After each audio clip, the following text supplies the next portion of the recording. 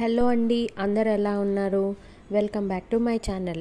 ఇవాళ మనము ఎగ్తో ఒక మంచి మసాలా రెసిపీ అండి. మీరు ఇది బగారా రైస్లోకి, పలావ్లోకి, అలాగే ఉత్తి వైట్ రైస్లోకి కూడా చాలా బాగుంటుందండి.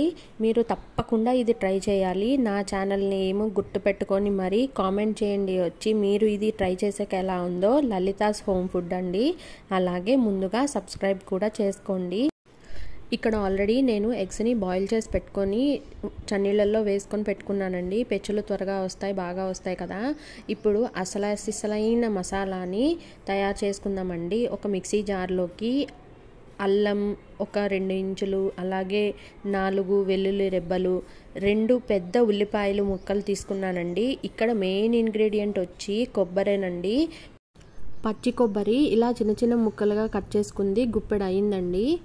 అలాగే టమాటా కూడా ఇంపార్టెంటే అండి. 4 టమాటాలు తీసుకున్నాను.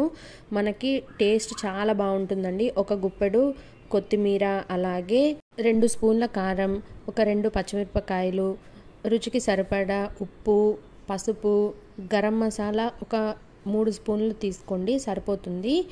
ధనియాల పౌడర్ 1 స్పూన్ తీసుకోండి చాలండి. ఇప్పుడు ఒక బాండీలోకి నూనె తీసుకోవాలండి. జీలకర్ర వేసుకున్నాను. అవి బాగా వేగిన తర్వాత ఈ పేస్ట్ని ఆ ఆయిల్లో వేసి బాగా మరగనివ్వాలి అండి. బాగా ఆయిల్లో కలిపేసుకొని మూత పెట్టి మగ్గిద్దామండి. ఇప్పుడు మెల్లమెల్లగా ఆయిల్ పైకి తేలుతుంది చూడండి. మధ్యలో అడుగు అంటకుండా కలుపుతూ ఉండాలండి. మనకి మంచి స్మెల్ వస్తుంది, అంటే పచ్చివాసన పోతుందండి. ఇప్పుడు మనం ఉడికించుకున్న ఎగ్స్కి పెచ్చులు తీసేసి ఒక ప్యాన్ తీసుకున్నానండి. అంటే మనం దోశలు వేసుకునే ప్యానే, ఇంకా ఆయిల్ ఏం వేయట్లేదు. వేసుకుంటే 1 స్పూన్ వేయొచ్చండి. ఇలా హాఫ్గా కట్ చేసుకొని ఈ వైట్ పైకి వచ్చేలాగా మనం తిప్పి ఫ్రై చేసుకోవాలండి. ఎందుకంటే మధ్యలో ఉన్న ఎల్లో ఊడిపోకుండా ఉంటుంది. చూడండి, ఇలా వేగిన తర్వాత అలా ఫ్లిప్ చేసుకోవాలండి. అన్నీ ఫ్లిప్ చేసుకున్న తర్వాత 2 సైడ్లు కొంచెం కాల్చుకుంటే బాగుంటుందండి, పచ్చిగా ఉండకుండా. చూడండి, ఇలాగా మనకి వేగాయి కదా. తీసి పక్కన పెట్టుకుందామండి. ఇప్పుడు పక్కన మసాలా మనకి బాగా వేగిపోయిందండి. ఇక్కడ చిన్న గ్లాస్ వాటర్ పోసుకున్నానండి. అవి కొంచెం దగ్గర పడిన తర్వాత మనము ఫ్రై చేసి పెట్టుకున్న హాఫ్ ఎగ్స్ పీసెస్ ఉన్నాయి కదండి, అవి వాటిలో కలిపేసుకుంటున్నానండి.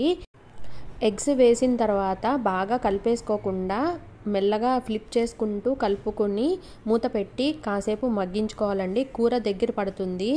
ఇలా కొత్తిమీరతో గార్నిష్ చేసుకుంటే చాలా బాగుంటుందండి. చపాతీ రోటీల్లో కూడా మీరు తప్పకుండా ట్రై చేయండి.